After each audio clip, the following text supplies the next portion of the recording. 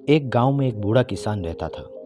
उसकी ज़िंदगी में एक बहुत बड़ी समस्या थी और समस्या यह थी कि उसका इकलौता बेटा निकम्मा निकला और वह सारा दिन दोस्तों के साथ इधर उधर घूमता, कहीं भी एक पैसे का काम भी नहीं करता। इस बात से परेशान होकर उस बूढ़े किसान ने एक दिन उसे सबक सिखाने की सोची और उसने अपने बेटे को बुलाया और कहा कि जाओ, अलमारी में मेरी घड़ी रखी है और उसे निकाल कर लेकर आओ।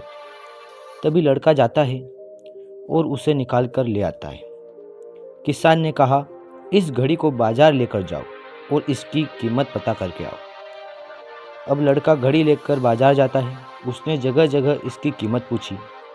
तभी किसी ने घड़ी की कीमत 200, तो किसी ने 400, तो किसी ने 500 रुपये बताई।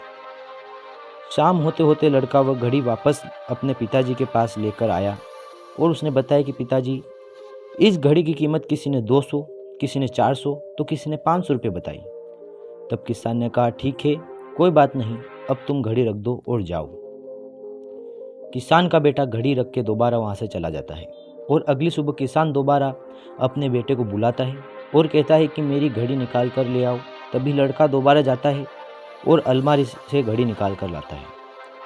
किसान ने लड़के से कहा, एक बार फिर बाजार जाओ और घड़ी में जो समय हो रहा है उसकी कीमत पूछ के आ जाओ।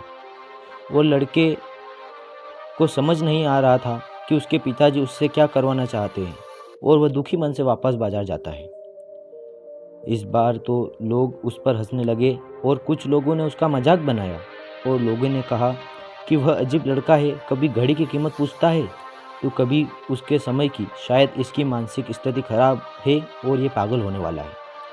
अब लड़का एकदम परेशान हो जाता है और समझ में नहीं आता कि उसके साथ क्या हो रहा है और अंत में उसने घर जाने का मन बना लिया और घर जाता है। घर जाते समय रास्ते में एक बड़े सेठ की दुकान थी जिसकी ज़िंदगी बहुत व्यस्त थी और उसे बड़ी मुश्किलों से कुछ समय मिल जाता था।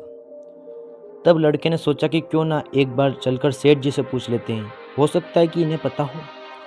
तो वह डरते हुए सेठ जी की दुकान पर गया और पूछा, सेठ जी, इस घड़ी में जो टाइम हो रहा है उसकी कीमत क्या है? सेठ जी ने लड़के की तरफ देखा और वह समझ गए कि लड़का क्या पूछना चाहता है। उन्होंने लड़के को अपने पास बिठाया और बोला, देखो बेटे, इस घड़ी की कीमत हो सकती है, पर इस घड़ी में जो समय हो रहा है उसकी कीमत नहीं है। तुम दुनिया की सारी दौलत देकर भी एक सेकंड के लिए भी अपने बीते हुए समय में वापस नहीं जा सकते हो। अब लड़के को पूरी बात समझ में आई और वह समझ गया कि उसके पिताजी उसको क्या बताना चाहते हैं। वो फ़ौरन वहाँ से निकल लिया, आंखों में आंसू ले, जहाँ उसके पिताजी खड़े थे और उसका इंतज़ार कर रहे थे। और उस दिन से उस लड़के की पूरी ज़िंदगी बदल जाती है। दोस्तों, इस कहानी से हमें यह सीख मिलती है कि हमें अपने जीवन में समय की कद्र करना चाहिए और ये कहानी हमें ये बताती है कि समय हमारी हर परिस्थिति से बलवान है। तो दोस्तों, हमें अपने समय को कभी भी व्यर्थ में नहीं बर्बाद करना चाहिए। हमें अपने समय को अच्छे कार्य करने के लिए लगाना चाहिए, अपने लक्ष्य की प्राप्ति हेतु लगाना चाहिए।